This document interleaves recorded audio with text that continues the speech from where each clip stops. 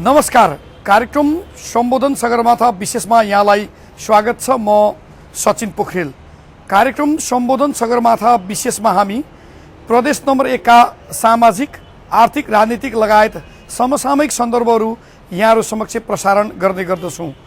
विकासका प्रशस्त सम्भावना भएको प्रदेश नम्बर 1 मा बसोबास गर्ने जात जाति, भाषाभाषी, वेशभूषा र धर्म संस्कृतिका विविध विषय पनि हामीले यो कार्यक्रम मार्फत यहाँहरू समक्ष प्रसारण गर्दै आएका छौँ।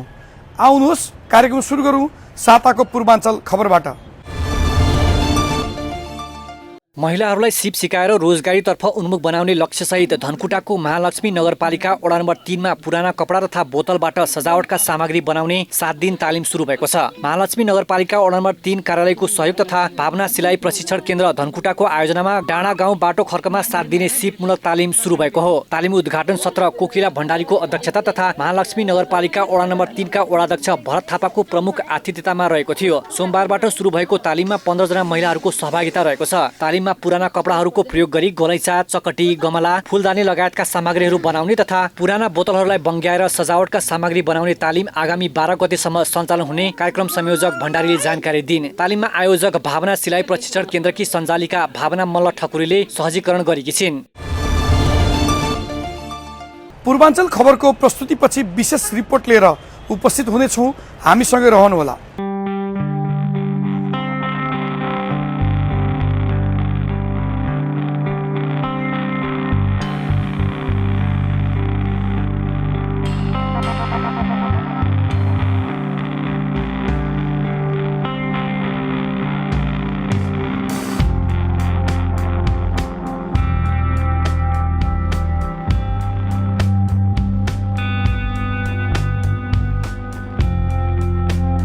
पूर्वकै सुविधा सम्पन्न पार्क अब तपाईको सेवामा।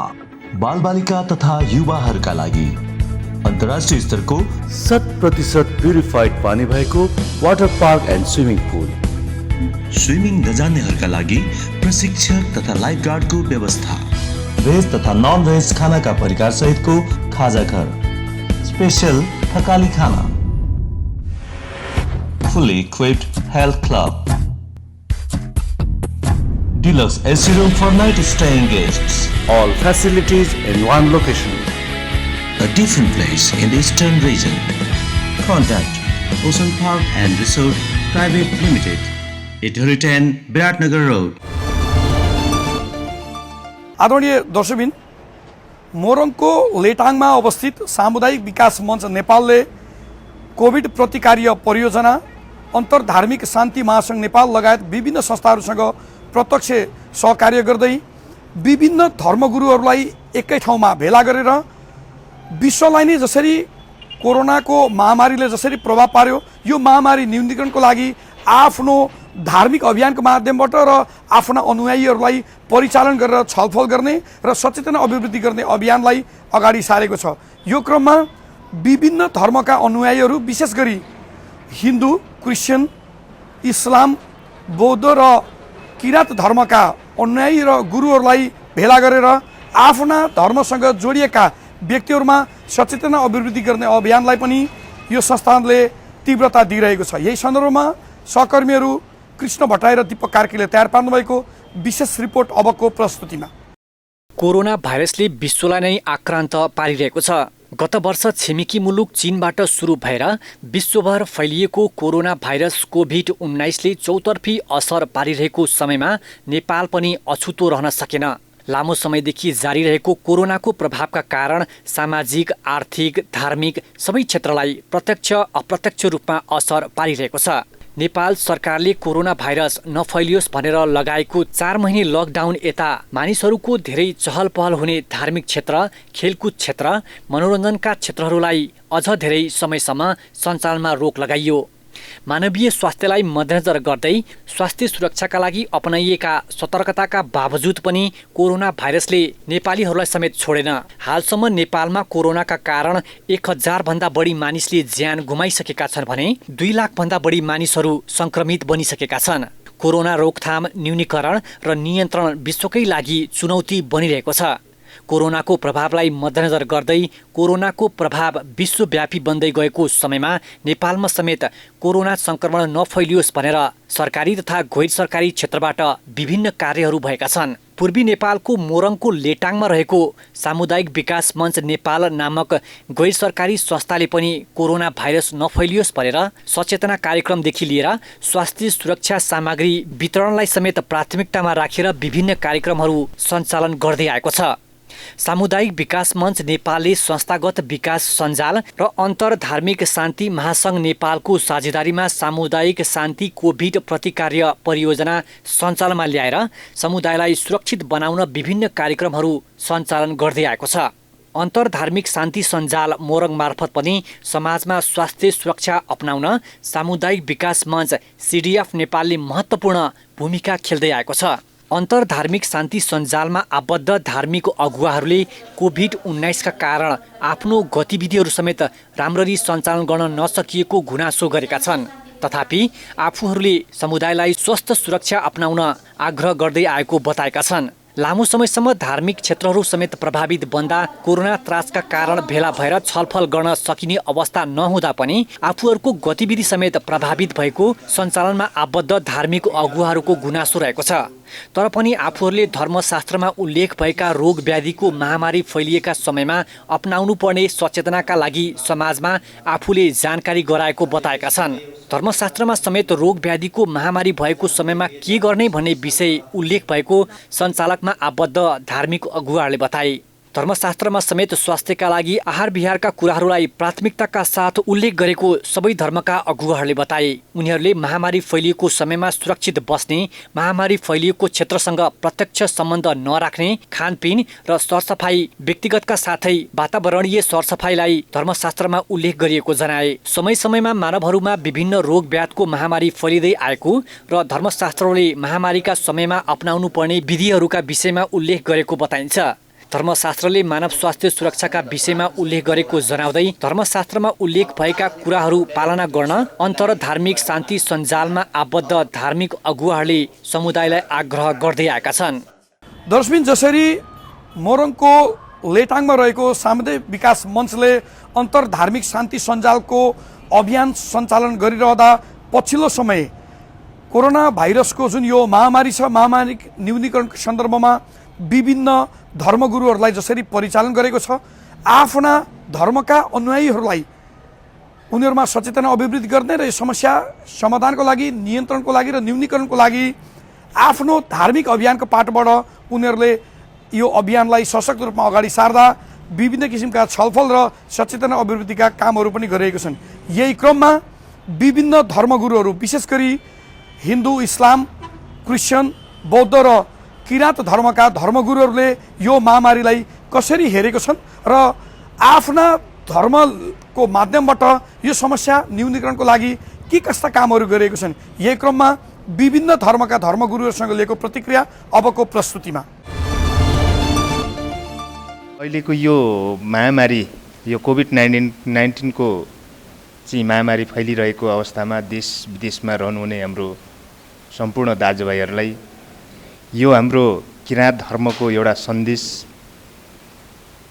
के भन्नु चाहेको छु भने महामारीबाट बच्नलाई आफै सुरक्षित रहनु, अनिवार्य तातो पानी मात्र प्रयोग गर्नु, सुरक्षित खाना खानु, जडीबुटी पहिचान गरेर प्रयोग गर्नु। अब जडीबुटी भन्नाले धेरै कुराहरू छ, त्यसमा धेरैले अहिले मिडिया यस्तै टिभी मार्फतबाट सबै कुराहरू दिइराखेको छ। ती कुराहरूलाई अलिकति ध्यान दिनु भन्ने कुरै छ। र हाम्रो धर्मले के भन्छ भने चिन्ताले चित्तामा पुर्याउँछ, आनन्द र शान्तिले स्वर्गको बास मिल्छ। यही नै शुभकामना सबैलाई दिन चाहन्छौँ। र यो हाम्रो धर्मले भन्छ सत्मार्गमा रहनु, रोगमुक्त भइन्छ, कुकर्म गरेमा भाइरस फैलिन्छ। संसार नै बिमारमा र सङ्कटमा परिरहेको अवस्थामा हामी आफै सुरक्षित रहनु र चाहिँ वातावरणलाई सुरक्षित बनाउनुको निमित्त आफै हामी अलिकति सरसफाइमा ध्यान दिनुपर्छ भन्ने नै हाम्रो धर्मको एउटा निर्देशन छ। महामारी भन्ने विषय चाहिँ यो आज मात्रै रहेनछ।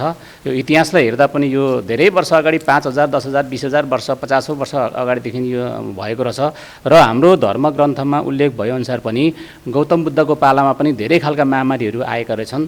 त्यतिखेर आएको महामारीको विषयलाई लिएर हाम्रो धर्मग्रन्थमा चाहिँ के लेखेको छ भनेदेखि वास्तवमा यो संसार चाहिँ परिवर्तनशील छ। नित्य भनेको चाहिँ संसार परिवर्तनशील छ। आजको अवस्था एउटा हुन्छ, भोलिको अवस्था फेरि अर्को हुनसक्छ। आज पानी परेको छ, भोलि घाम लाग्न सक्छ। आज तपाईँको एउटा मौसम छ, भोलि अर्को मौसम हुनसक्छ। त्यसै गरी यस्ता महामारी पनि टाइममा विभिन्न समयमा आइ नै रहन्छन्, तर यसको चाहिँ अवधि, यसको प्रभाव क्षेत्र चाहिँ छोटो हुन्छ। यो सधैँभरि रहिरहँदैन। यो 10 वर्ष 20 वर्ष रहने होइन। यो 1 महिना 2 महिना 6 महिना 1 वर्ष बढीमा 2 वर्षसम्म रहन्छ भन्ने कुरा चाहिँ त्यहाँ उल्लेख गरिएको छ। यस्तो भयो भने के गर्ने भन्ने विषय छ। वास्तवमा यस्तो महामारीको समयमा हामीले चाहिँ मेडिटेसन गर्ने, ध्यान दिने भनेको छ। विशेष गरी ध्यान दिँदाखेरि चाहिँ हामीले विशेष गरी जसले आफ्ना धर्ममा विश्वास गर्ने, जसले गुरुलाई विश्वास गर्नुहुन्छ, जसले भगवान्लाई विश्वास गर्नुहुन्छ, भगवान्लाई विश्वास गर्नेले आफ्नो इष्ट देवता भन्ने हुन्छ। जस्तै अब कसैले हाम्रो चाहिँ डोल्मा भनेको चाहिँ देवी हो, कसैले डोल्मालाई मान्नुहुन्छ इष्ट देवताको रूपमा, कसैले गुरु रेम्बोजुलाई मान्नुहुन्छ। र गुरु रेम्बोजुलाई इष्ट देवता मान्नेहरूले चाहिँ ओम आ हुँ वज्र गुरु पेमा सिद्धि हुँ, ओम आ हुँ वज्र गुरु पेमा सिद्धि हुँ भनेर चाहिँ धेरै पटक ध्यान गरिसकेपछि त्यो ध्यान गर्ने व्यक्तिको दिमाग चाहिँ कतातिर जान्छ भन्दाखेरि त्यो आस्थातिर जान्छ, भगवान्तिर जान्छ हैन, आफ्नो चाहिँ इष्ट देवतातिर जान्छ। त्यो भएकोले गर्दा उहाँ चाहिँ आत्मा मनोबल उहाँको दह्रो हुन्छ, मानसिक अवस्था पनि दह्रो हुन्छ। आत्मा मनोबल दह्रो भयो भने वास्तवमा कुनै पनि भाइरसले हामीलाई प्रभाव पार्न सक्दैन भनेर उल्लेख गरिएको छ एउटा कुरा। र अर्को कुरा के छ भने हामीले अनुशासनको पालना गर्नु पर्यो।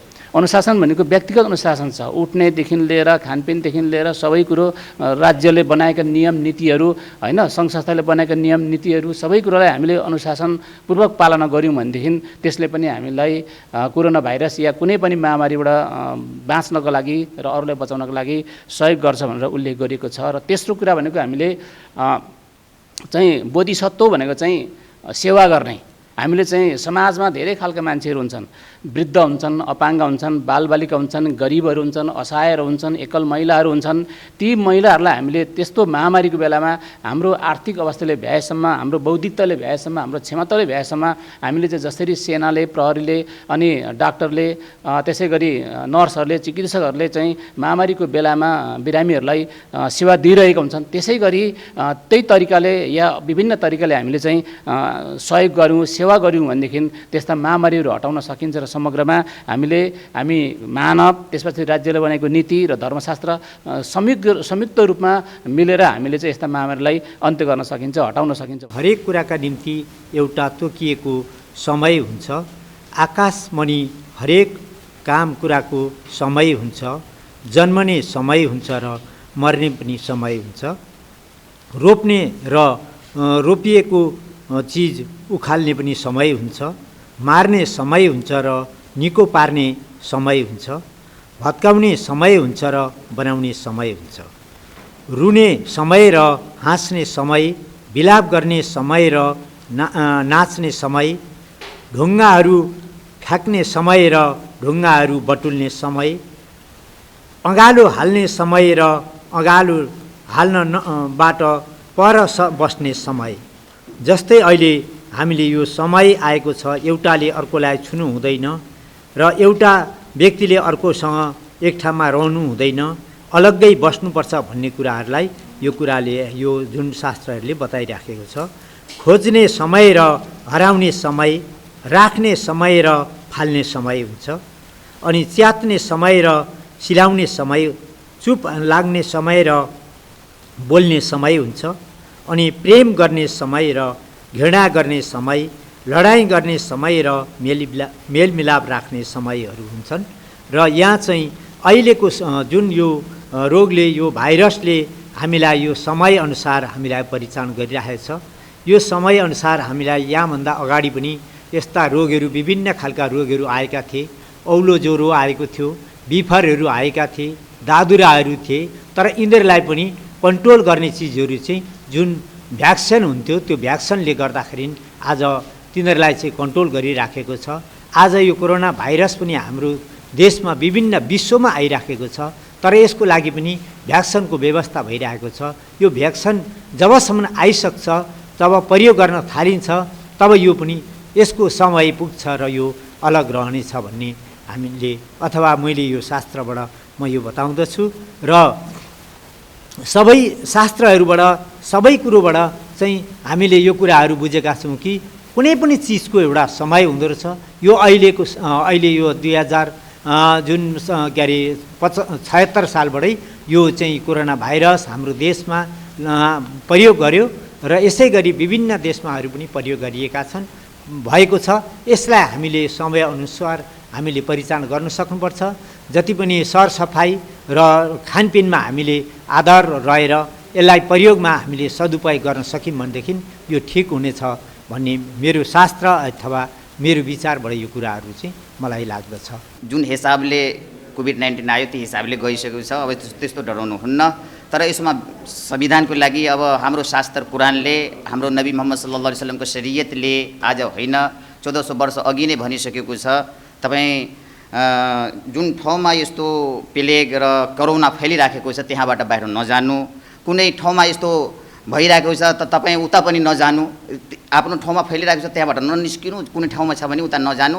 त्यस्तो अब आज होइन, त्यो शास्त्रले अघि नै भनिसकेको छ। अर्को कुरो के भने सफा सुथरा हामीहरू वजु गर्नु, 5 पल्ट खुट्टा हात पाउ नाक धुने त हामीहरू त पहिलेदेखि नै बानी छ। तर आजभरि संसारभरिको मान्छेले यो सम्झिराखेको छ यो लकडाउन र यो हात खुट्टा धुने। हामी खुसी लाग्यो। त्यस्तो हाम्रो शरीयतले आज होइन 1400 वर्ष अघि नै भनिराखेको छ। अर्को के छ, यो कोभिड-19 र यो महामारी त्यो आफै आउँदैन। त्यो जीवन र मृत्युको एउटा ईश्वर अल्लाह छ।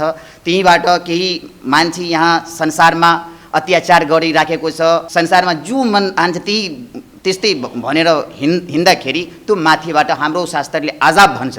त्योको लागि हामीहरू त्यस्तो कुकर्म यस्तो कामहरू नगर्नु जसले ईश्वर हामीहरूसँग रिसाउँछ। त्यस्तो भएर यति म सन्देश दिन्छु, हामीहरू सबै मिलेर त्यही निवेदन गर्नु, सफा सुथरा राख्नु, त्यो लकडाउनको पालना गर्नु र हामी हात खुट्टा धोएर सफा सुथरा स्वास्थ्य खाना खानु, अरू समाजमा मिलेर बस्नु, सबैले राम्रो चल्नु, राम्रो हिँड्नु, राम्रो काम राम्रैसँग फैलाउनु। यो अहिलेको वर्तमान समयमा यो कोरोना भाइरसको महामारी चलेको छ। हामी अहिले मात्रै थाहा पाउँछौँ, इतिहास हेर्दा पहिलादेखि पनि यस्ता महामारीहरू थुप्रै भएको पनि हाम्रो इतिहासले पनि धर्मग्रन्थले पनि हामीले पाएका छौँ। त्यो आउँछ जान्छ। अल्छी भइरहँदा, पवित्र नहुँदा, आचार छोडिदिँदा, जसको अन्न जहाँ तहाँ जैसुकै खाँदा, अब चिन्ता लिँदा, धर्मशास्त्र इतिहासको अध्ययन नगर्दा चाहिँ हाम्रो कमजोरी मन हुन्छ। त्यसले हामीले अगाडिका इतिहास पनि हामीले हेर्नुपर्छ। पूर्व पश्चिम उत्तर दक्षिण तल्ला घर माथला घर वरपर अघिका दिनहरूलाई पनि हेरेर के कस्तो हुँदो रहेछ भन्ने अनुभव गर्नुपर्छ। त्यसैबाट चल्नुपर्छ। त्यसै कारणले गर्दा हाम्रो भित्री बाहिरी पवित्रता हुनुपर्छ। व्यवहारदेखि लिएर खानपिन, सुताई, उठाई, बसाई, घरको वरिपरि र व्यवहार इष्टमित्रसँग बोलचालदेखि व्यवहार हाम्रो सफा गऱ्यौँ र सबैमा प्रेम भावना राख्यौँ भने कोही पनि मानिसमा पनि भाइरस हुँदैन, शत्रु हुँदैन र त्यो हाम्रो स्वास्थ्य भयो भने त्यो भाइरसले हामीलाई आक्रमण गर्न पनि सक्दैन।